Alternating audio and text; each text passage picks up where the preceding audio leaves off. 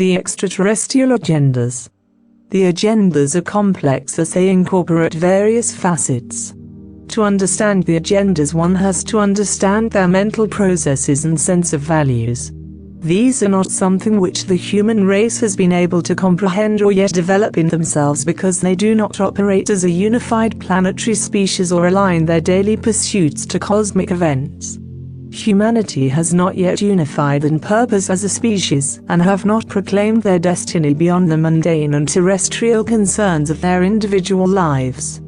These other species are much more in tune with the unfolding of cosmic events and rhythms of the universe. The principal motivation for many of these species is the pursuit of knowledge and their own understanding and interpretation of Prime Creator. They seek this knowledge and power in many ways, and primarily it is about unifying all things to their sense of purpose in the cosmos. Many see themselves as the chosen ones to unite all else and bring things together in accordance with their own interpretation of the grand existence. Their efforts are tireless and ever-pervasive, ever-persistent. They will not yield to the emotional or ethical reasoning of humanity, for their sense of purpose is far, far beyond anything humanity sees in themselves at present. For this reason, their own agendas will always come first in and between any contact made through close encounter. Those who appear in such contacts, be warned that they do so for their own benefit. They do so with the premise of helping humanity, yet this will only be what they want you to see in order to facilitate an orchestrated, intelligent plan. For those who truly love you, and who are watching you, protecting you, do so beyond your current awareness, and there they will stay forever, for they will never reveal themselves to you, as they understand this will change the direction of your own destiny and purpose you have chosen for yourselves. Those who appear to you, do so because they desire something in return. They desire an end result. As a branch of the prime motive lies the augmentation of their own species and possession of genetic and mineralized resource abundant on planet Earth. These are prerequisites for their broader agenda, which aligns all things to their own view and sense of purpose. Suffice to say, the multiverse is a garden of genetic abundance, yet it is also a dominion with many regions governed, fortified and kept in balance by its architects. Earth has long been fought over, as has the rest of the planets in this solar system, by dominions of power in the multiverse. This particular region of space lays claim to a particularly activity-rich crossroad and network of life and trade. Where trade is the common barter system, dominions exchange minerals, genetic material, food, purification and technology with one another to ensure their species' survival and augmentation. Some of these species seek total perfection beyond their genetics and seek the answers to their own existence by perfecting themselves through every new resource they discover. Unfortunately, there are some dominions more aggressive in their means of obtaining such resources than others, and intelligence, resource and regional influence is the primary weapon. These beings do not fight with primitive nuclear weapons or ray guns. They employ much more sophisticated tools of manipulation and power. They wait until a species requires their assistance, then they exchange this assistance or resource, which is of low value to them, for ultimate control over that species and its resources for their own agenda and sense of purpose. This is a common occurrence. In terms of your solar system and neighboring star systems, there have been many thousands of conflicts between the variable 500-600 races in this quadrant of space, over many millions of years. Several major ones were planet Earth, and many different star systems in fact have come under friction and refraction due to differences in value and morality. Earth itself was for a long time kept quarantined and under significant observation by a large number of different species, in a sense to preserve and protect its independent development and natural genetic evolution. In the same respect, many other planets have met with disastrous fates, while others have successfully survived and flourished free from manipulation from other entities of other origins. Those who appear to be causing the most friction, and those who have instigated many of the conflicts spoken about in ancient texts, are those you perhaps identify as the reptilian species. A note of caution regarding these species: and their subspecies, which number in the hundreds, is not that they are inherently evil, but rather they are void of emotion, sympathy, compassion, and the whole human sense of morality which you use to determine right from wrong. It is these species in fact which govern and have come to manipulate a great many other vulnerable species to work and function for their own purposes and goals. These goals are primarily to obtain and gain control of anything and everything to expand their dominion. Though it is observed the reptilians prefer to use forms of manipulation and deception to gain this control, rather than brute force. However, at times there have been many races who have banded together, and having recognized this manipulation, and war has inevitably erupted. These pockets of power and dominion, within their pursuit of expansion, have, throughout their various conflicts, created many different splinters and fragments of communities who have banded together to preserve and protect their way of life, their culture and their knowledge. This in effect is really what your friends, those who observe from afar, are attempting to do on your behalf, in preserving your way and quality of life from manipulation. The majority of the species who visited Earth in the past had little interest in human beings and their own terrestrial desires. It is often for them about expanding their dominion and trade routes of influence, but also to orchestrate life in a certain direction for their own benefit. For them, the most efficient course of action which benefits their own species is to not conquer and destroy the human race, but to employ their own genetics upon and within them to facilitate opportunities to benefit the whole dominion of space. Abducting people and modifying them may be seen as inherently evil to human beings, but they do not share the same values and philosophy as you do. They actually believe they are doing the right thing for the universe, and changing imperfections where they see them. They see humanity as children, and they presume to know what's best for them. There are different fractions of species who differ in this respect. Those who believe it is for humanity to decide and unfold their own destiny on their own, and those who believe humanity is too primitive and violent and thus need to be intervened and saved from themselves. These beings do not respond or act through emotion, but through intellectual efficiency and practical application. I am aware of many occurrences across the globe which involve individuals, or family generations, or specific geographical locations, where human beings and other animals are exploited, abused or deceived, both by other species and other human beings. It is primarily because, as I have already outlined in my previous answer, humanity has not progressed with studies in consciousness as a form of universal technology. It is also unfortunate that the radiation from the sun as well as man-made radiation you expose everyone to is making your brain function at a lower and more vulnerable density. As alarming as it may seem, most visiting or resident intelligent species are significantly more advanced in telepathic ability than you can comprehend, and can manipulate the visual perceptions of hundreds of human beings on the surface at once, even from their own craft or subterranean city. Though with this said, most of them do so for their own protection from you and your hostile reaction to them. Most human beings are not psychologically stable enough to handle a visual or physical encounter with an extraterrestrial. They tend to panic and their survival instinct takes over, leaving little ability to comprehend the encounter in its deeper significance. Generally speaking, you are still being genetically modified, but mostly due to your own actions and inactions through behavior and attitude. The thoughts that you have about yourself, the foods you are modifying and consuming, the animals you eat and their excretions, the chemical changes in water composition and so on. This has much more of an influence on your genetic structure than the influence of extraterrestrials. Nevertheless, the intervention I speak of is primarily the direct physical influence from other species who did not naturally evolve on planet Earth. As I have spoken elsewhere on this, there was originally several different distinctions of man, whose characteristics differed through geographical location, climate, diet and lifestyle. The Neanderthal is a loose relative of the infamous Sasquatch, or Bigfoot, who are also a part of this human heritage who walked the surface of the earth. There are those also who evolved differently deep underground away from the sun's direct radiation and tribal conflicts.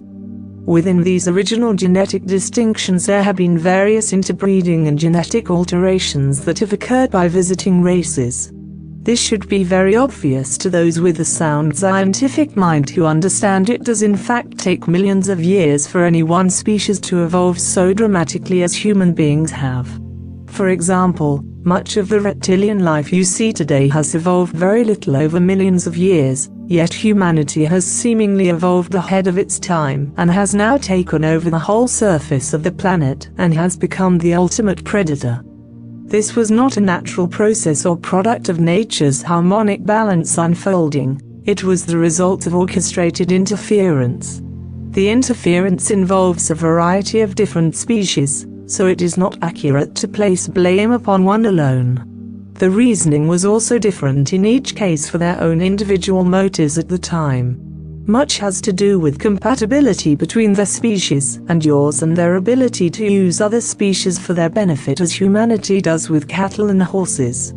Reptilians were once the arising dominant species, as you will find still in existence underground, but there was to be an uprising of warm-blooded mammals, which of course you have come to represent. The Neanderthals and Sasquatch were primarily reduced in number through tribal war and mass slaughter by migrating tribes. Others through interbreeding. Because they do not produce offspring as human beings do today, they were rapidly depleted in number and had to relocate in isolated protective regions.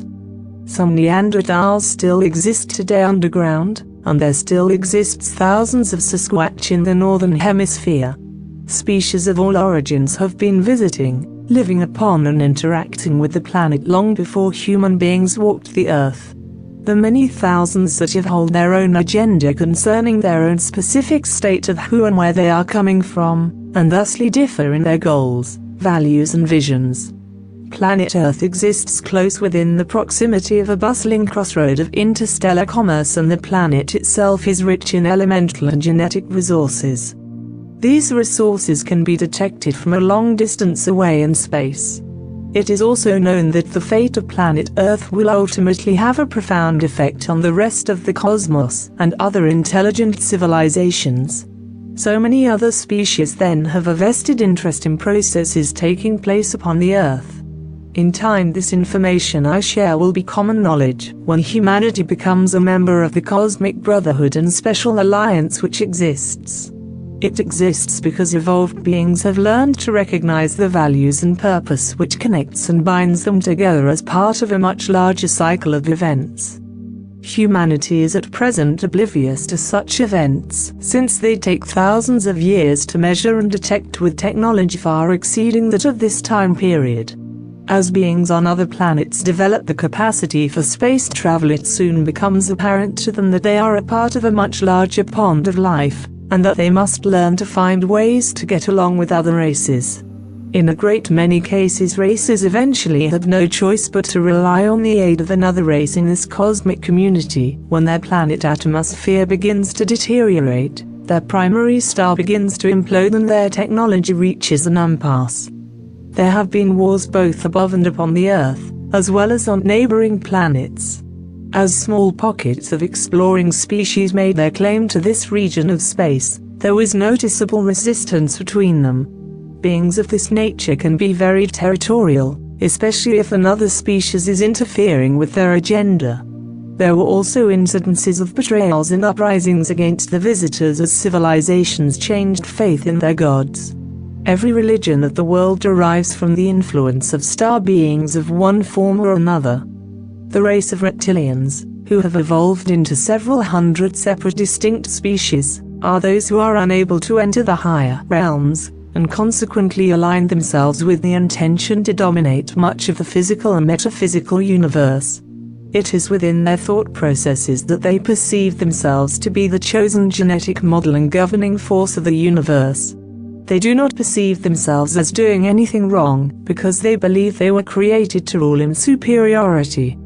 This attitude has meant they have, for millions of years, sought to perfect themselves by taking genetic material, technology and galactic knowledge from other races, either by manipulation or by invasion. The wars that have taken place have involved devastating planetary weapons, war machines and armies built from the coercions of many, many other races and cultures. Not content with dominating the physical resonance of reality, they too occupy much of the fourth dimension, where they try to infect higher vibrations with their influence. In doing this, they hope to expand their landscape by corrupting other vibrations to open doorways of opportunity. So in effect, wars have been fought in a physical sense, with physical destructive space vehicles, but also wars of the mind and the soul. They have sought to tap into the blueprint of physical reality which exists in the fourth dimension and alter it themselves so that it manifests something to their favor in the third dimension. This is also to say, wars have erupted between those reptilians and other races in the unseen dimensions with those of the spirit world who have tried to preserve and protect your quality and direction of life. You will find that many species in the cosmos actually employ subservience over the more vulnerable domains. It is much more efficient to adapt another species to benefit your own than it is to destroy them. Of course, this subservience is not the same as it once was in Earth's past.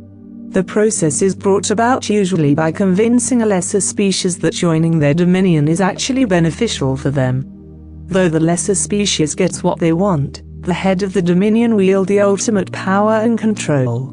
The head of the dominion tends to be one species, or set of species, who then align others to their own goals and purpose. If humanity falls under this dependency regime, they will lose their sovereign independence forever. You see the Earth as your habitat, as belonging to you. There are extraterrestrials who do not. They do not foster the same values, morals or thought processes that you as a human being would in the way you regard Earth. There are also subterranean species who would argue they were here before you, therefore, some insist it is their terrestrial home. Ironically, some of the aerial craft and lights in the sky you see belong to them, and are not of extraterrestrial origin. It would prove naive indeed to think that any extraterrestrial species would come to Earth primarily for one single species of animal, the human race. Though with this said, many of them have in fact made contact with various human beings in various fields of work with the message. Other revelations of communication have also taken on other forms, such as your crop circles. It is not in their best interest to simply land on the White House lawn. They understand humanity very well, for they have studied human psychology for many thousands of years. It is equally not in their best interest to come forward with their true intentions, as this would not incite a particularly favorable human response. Not that it is specifically malevolent in nature, only that their values are not aligned to yours. There are also synthetic, technological and non-organic life in the cosmos, however you choose to term it. Just as you will similarly find small, and sometimes large, artificial planets, moons and satellites which have also been built. Some of which have the capacity to move from one point in the universe to another, much like a spacecraft. A general example of this perhaps is Iapetus. This was at one time a purposely built craft which is now in orbit around Saturn's moon Titan. This has the outward appearance to many as just another small orbiting moon, though with closer study you will be able to identify it as an artificial structure which has been built, hence you will see a clear visible connective seam all the way around its equator. Titan itself reveals many qualities attributed to the Earth purely because many elements that made up the Earth and what is now Earth's moon were dispersed through collision to orbit around Saturn. What you may tend to find in terms of non-organic life, androids, is that many metals and other such materials within the cosmos have very organic-like properties. This is to say, there are elements in the universe which have the durability of strong metals, but with the flexibility and dynamic usability of organic textures. When you then come to meet such life forms, who perhaps to your definition would be an android or robot, would actually appear very organic in texture to touch, and their fluidity of motion will often be greater than your own. Many of the UFO vehicles, for example, you may encounter are in fact biologically grown artificial organisms, which give the appearance to human beings as being rigid solid structures. Many of these structures, these technologies, respond directly to thought in their maneuvers. So what you may eventually come to find is that the more advanced societies which grow these type of life forms tend to use traded elements from other star systems through which to create greatly diversified organisms. Additional comments from Sparrow regarding ETs on Earth. In the interest of your own safety, I would not recommend deliberately seeking out such groups within their marked territory, as many of them are intolerant within their territorial claim, unprotective of their hidden presence in these locations. They have taken great steps to camouflage their presence in order to increase their survival and escape detection. Many species can detect your presence telepathically a long distance away because of their consciousness development. Though they are more likely to remain hidden, if they consider you an immediate threat, particularly to their young, you will be treated as a predator. These are still essentially animals and act instinctively as animals, as human beings are themselves animals.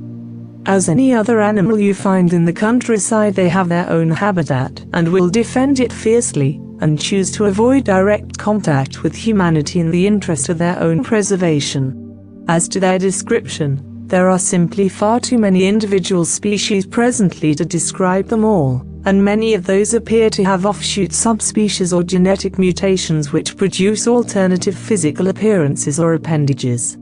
There are generally variations of a theme, from different genetic stock who have altered through factors of environment and genetic mutation. One of the more commonly identifiable species are those with scaly reptilian appearance, from green to brown and shades of gray, who walk upright but have no visible tail. They have multiple eyelids and eyes that perceive a much greater light spectrum than humans. They wear very thin, tightly fitted 1- or 2-piece clothing, and generally find clothing restrictive because of the sensitivity of their physical exterior, particularly to temperature and physical contact. For this reason they may be seen without clothing in their community groups, but not on the planet's surface. They exist in highly organized social structures and family groups. They are highly telepathic and intelligent. You have the variations of what humanity calls the gray, from 4 feet to 7 feet in height. Little in the way of visible exterior characteristics. No hair, lips or fingernails. A thin frame. Some with appendages as fine as a few millimeters. Usually observed having overly large oval eyes, elongated arms and digits, large heads in comparison to their body. Again telepathic and very single-minded. They are not built for physical strength, but instead optimize mental attributes and technical abilities to serve a specific social function. You have the variations of insectoid, from approximately 5 feet to as much as 7 feet in height. Very large protruding eyes and elongated heads, very slim neck, appendages and digits.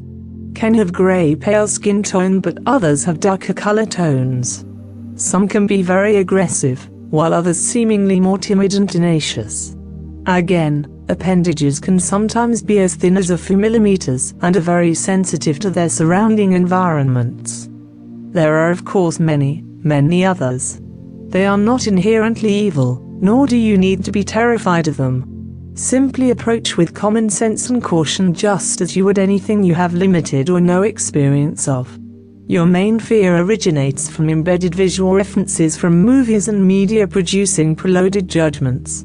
Those who are referenced as the Pleiadians are not unlike human beings, but more genetically, mentally and technologically refined in their observable attributes.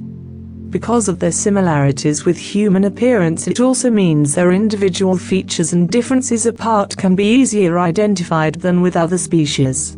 For this reason their variations in appearance, behavior and interactivity can seem broader, but their general tone tied within a strong disciplined femininity and deeper exotic sensuality.